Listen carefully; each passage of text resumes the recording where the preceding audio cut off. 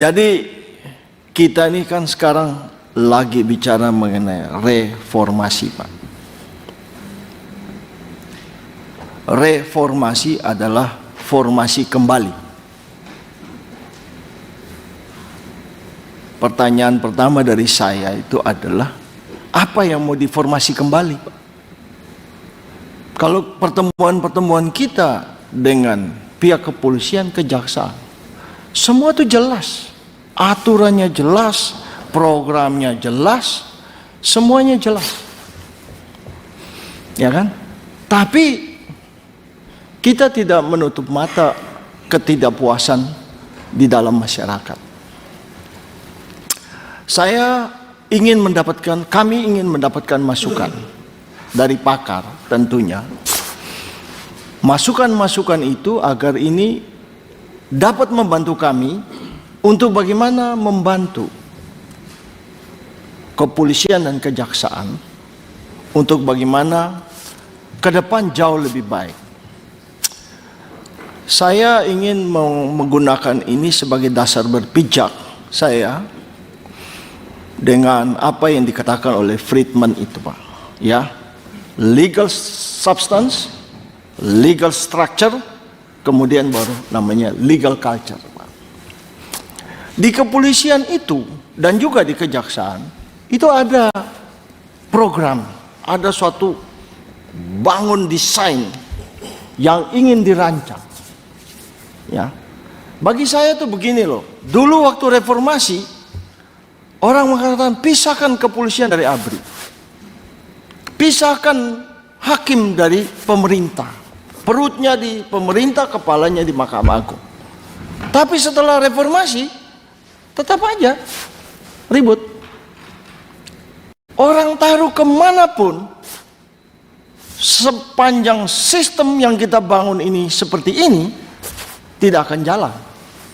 Nah, ada rancang bangun khususnya untuk kepolisian dan kejaksaan, itu triangle itu. Artinya bahwa di atas itu kecil, di bawah itu besar. Karena ujung daripada reorganisasi ini adalah melayani masyarakat. Tadi Pak Barita bilang, perhatikan itu di daerah-daerah tertinggal. Kami merasakan, saya dari timur sana, Pak. Ya, itu di Papua Tengah, satu kejaksaan melayani 4 kabupaten. Jaksa nggak berani naik ke atas, ditembak sama pengacau keamanan itu, Pak. Bagaimana masyarakat bisa dilayani? Ya kan? Nah, inilah yang kami ingin masukkan. Apakah memang dari struktur yang ada ini, menurut pendapat pakar, apakah ini sudah tepat? Ya kan?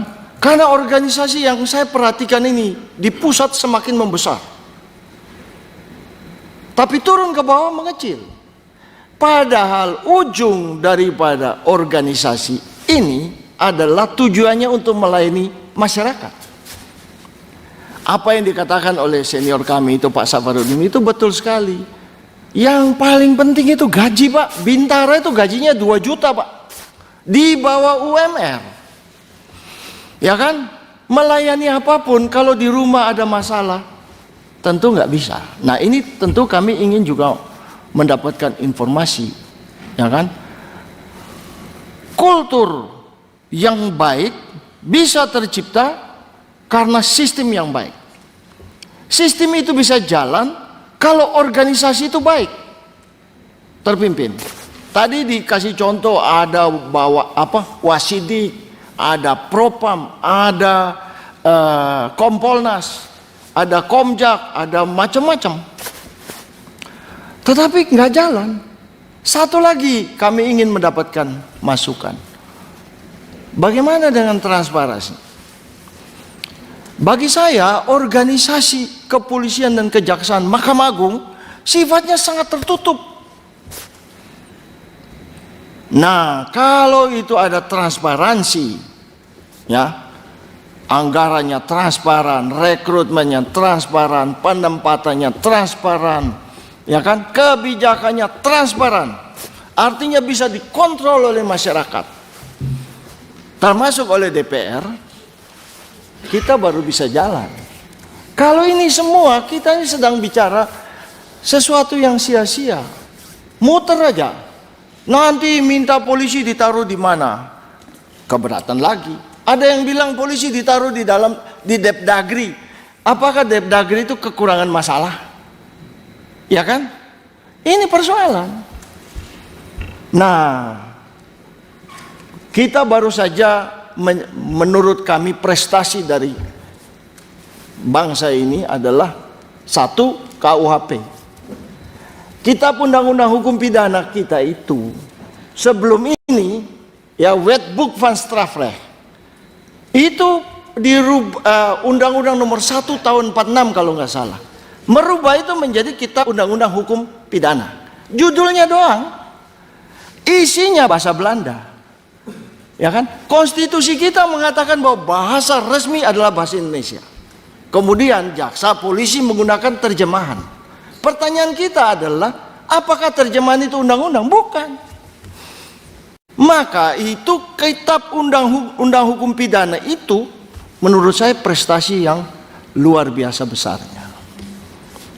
Kita kemudian sekarang, ya, Kitab Undang Hukum Pidana ini dulu.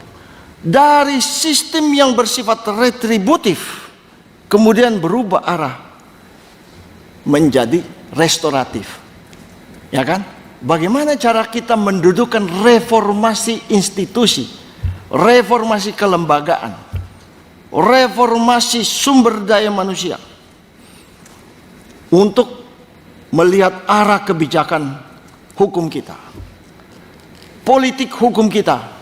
Presiden sendiri sudah mengatakan di dalam Asta Citanya kan, bahwa penegakan hukum itu adalah salah satu prioritas.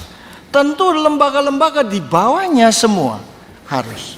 Nah, kita baru saja mengesahkan yang namanya Kitab Undang-Undang Hukum Acara Pidana. Ya kan? Wah, di sana sini memang banyak sekali. Saya ambil contoh pasal 124 ayat 4 mengatakan bahwa bantuan hukum itu ditunjuk oleh penyidik. Pak, kata ditunjuk itu menjadi masalah sekarang bagi pegiat sosial. Mereka mengatakan kalau begitu ya sama saja, ada penekanan dan sebagainya. Saya teringat buku yang pernah saya baca, ya, Suryono Sukanto mengatakan hukum itu mati, dia menjadi hidup di tangan polisi, di tangan jaksa, di tangan hakim. Nah, kalau kita ini kemudian kulturnya kita nggak berubah, kultur di mana penyidik itu sendiri dan penuntut dan hakim itu sendiri sudah harus tahu bahwa mereka adalah pelayan masyarakat, sampai mati kita akan tidak. Nah, tolong kasih kami masukan sehingga kami ini terus terang ya bisa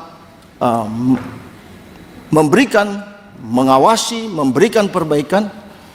Panja ini bisa berguna sehingga benar-benar ya kita menyambut berlakunya Kitab Undang-Undang Hukum Pidana yang restoratif ini, dan kita menyambut Kitab Undang-Undang Hukum Acara Pidana.